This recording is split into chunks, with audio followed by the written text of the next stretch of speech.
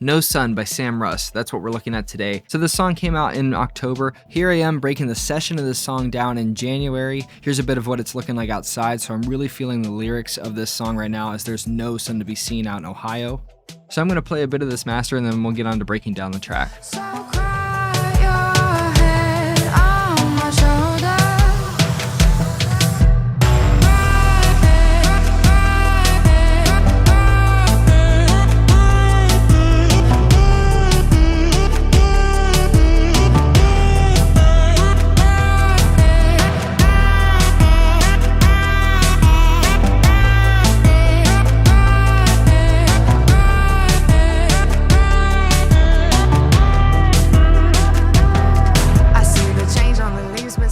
The vocals are incredibly important to this song in multiple ways. It's more than just lyrics, it's a hook, it is a refrain in the song, it feels like an instrument here, and we really stretched these vocals and did a lot with them. So I'm going to go through and break them down now. I'm going to start with the lyrics and then we'll get on to some chops. So in the intro section of the song, we have these woes.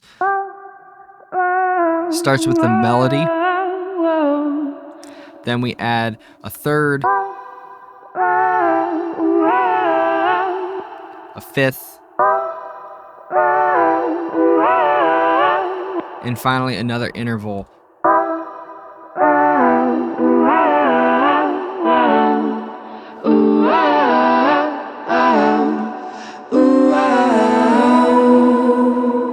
In the lead hook, we have the lead vocals, a double, and also a little altar boy pitched version as well. There's no sun left over. After the first drop, we have these woes again.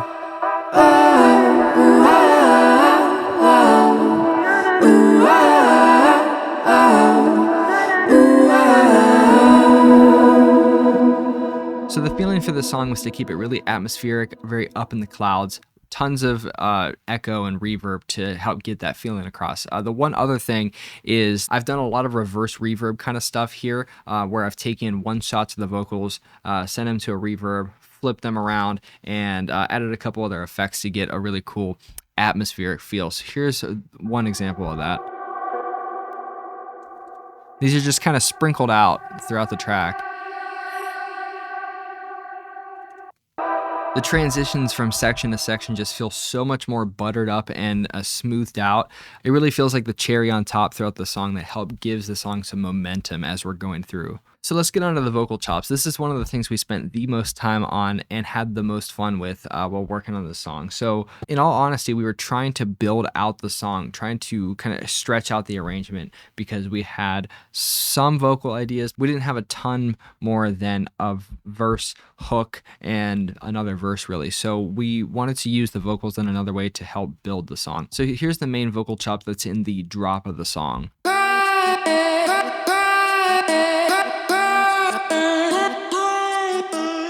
The way I made this here in Ableton was I just took a copy of the lead vocals in the chorus, and here in Ableton we can do this slice to MIDI track, and when you do that it's going to try to find every transient in the sample that you gave it, and it's going to chop the sample up based upon that and put every one of those pieces of audio in its own little cell on a sampler. Here I have the Ableton push. After we did that, we just started playing around with different combinations that sounded really cool. And we thought, why don't we mess with it a little bit? So we threw on a little altar boy and started tweaking some knobs from there. Here's the automation lanes for this track. And you can see right here, we have the formant shifting on little altar boy.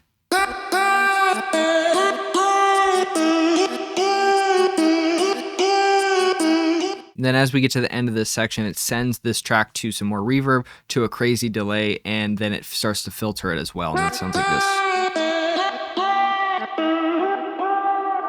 As we build up to the second drop, we have a little bit of foreshadowing going on.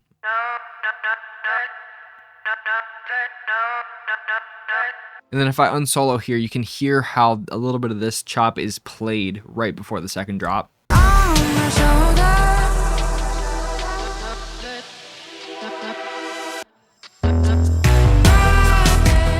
In the second drop, we have an additional chop coming in that says this. Just really helping to drill it in your head that there is absolutely no sun going on here.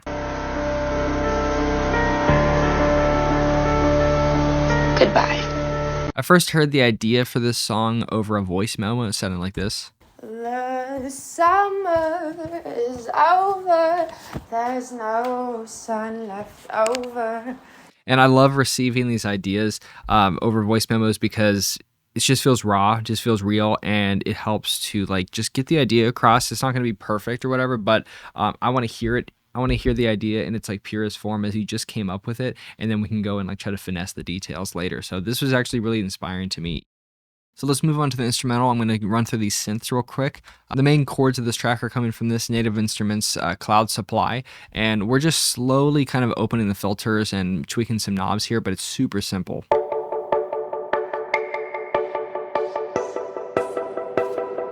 We have kind of a more ambient pad coming from this Massive X track.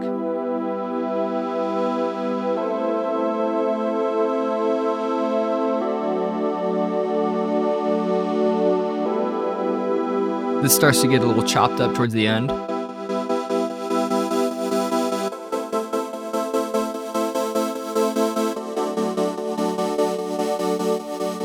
Then we have this other Massive X patch that is helping to create some tension.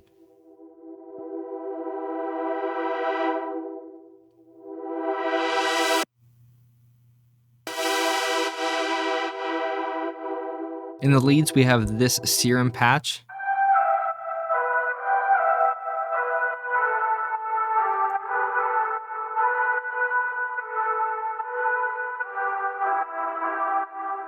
Then over in the bass, we have just a couple things going on. So we kind of have this M1 organ thing going on here.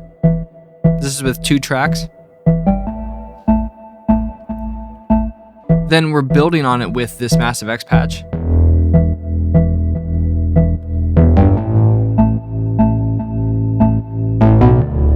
Very square sounding. Then we just have a sine wave sub to add some fundamental as well. That's really the bass sound throughout the track. It does kind of build up a bit in the final drop.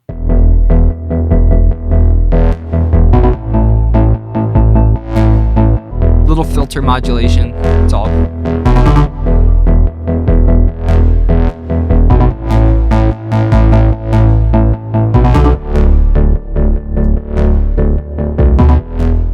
Awesome, let's go over to the drums. Drums are super simple here, and that's kind of what I love about them. I didn't overthink it. Drums are my like #1 thing, so I tend to really obsess over it a lot, and I start doing a lot of like reverse sample stuff where I resample things and sending in tracks to like parallel buses or reverbs just on this one sound. Like I do a bunch of stuff here. I try to keep it simple on this track, and I love that for it. So the main like layer is coming from this super simple 808, then built up a little bit with some extra like splice samples. That means remains pretty stable throughout the track. Little snaps.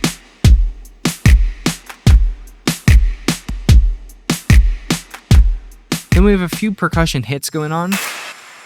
So there's like some reverse tambourine stuff, a big stadium clap kind of a sound.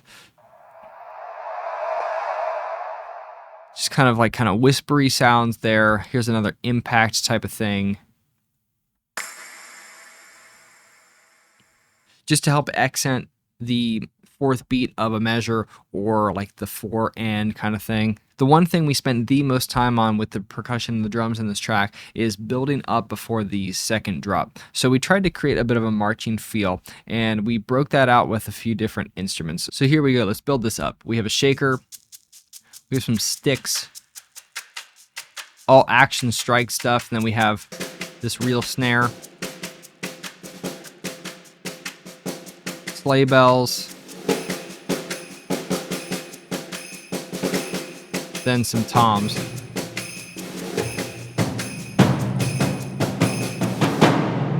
Now let's hear the whole drum group.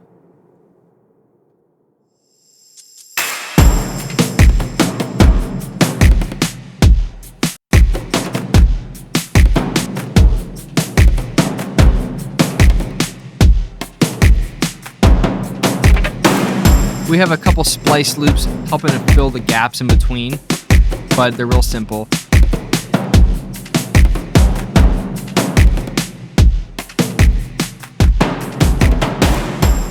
I'd say the number one thing we did to get the sound of this drum group is to just listen to how these drums are playing in relation to the other things going on in the track and work backwards. So you can see that there's a lot of clips that are deactivated here. That's because the track sounded a lot more monotonous previously. It was very static feeling because of all of these instruments going on at once. So we went through together, Sam and I, and we just chopped out little parts to give a bit of hesitation, a bit of suspense, and then back in with a certain element.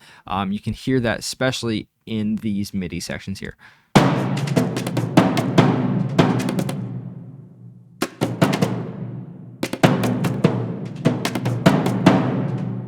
And if you go and listen to the full mix, I think you can feel that a little bit in that section of the song.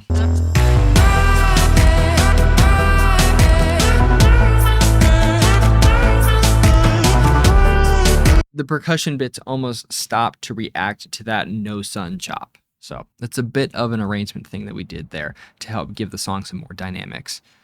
So you might be looking at this session and see that it's pretty simple. So you're probably naturally thinking, so let me guess, this took only like a week to finish, right? It's not so simple actually. This song took quite a while, as a lot of songs can. This song probably took maybe 4 to 6 months, and there's a lot of reasons for that. And I am perfectly fine with the length of time this song took, because we ultimately kept the feeling of this song intact throughout the entire process. We kept the core identity of it very safe and very strong, and I'm really proud of that.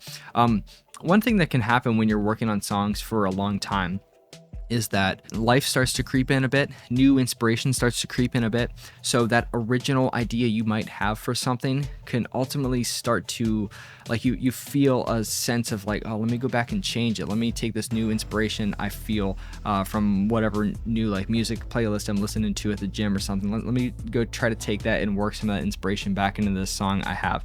And that, it can be cool, it can work sometimes, but it's really dangerous sometimes, because you have an original idea for a song, right? Say March 1st you come up with that song. Well, then you're kind of like, you're holding on to that song for like a month or something like that. Here we go into April, I hear a new song.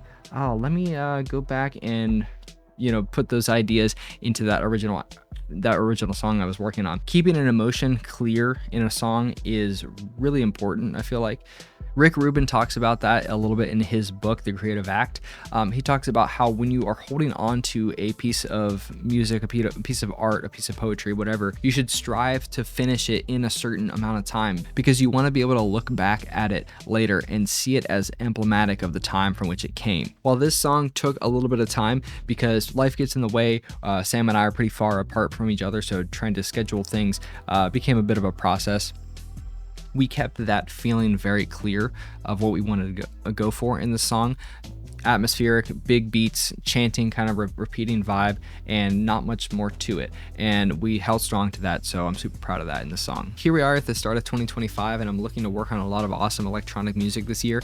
If you have anything you need some help on, feel free to reach out. That's about it for this song. Make sure you go check out No Sun by Sam Rus, and check out Brad Pouet as well. He does some amazing mixing work.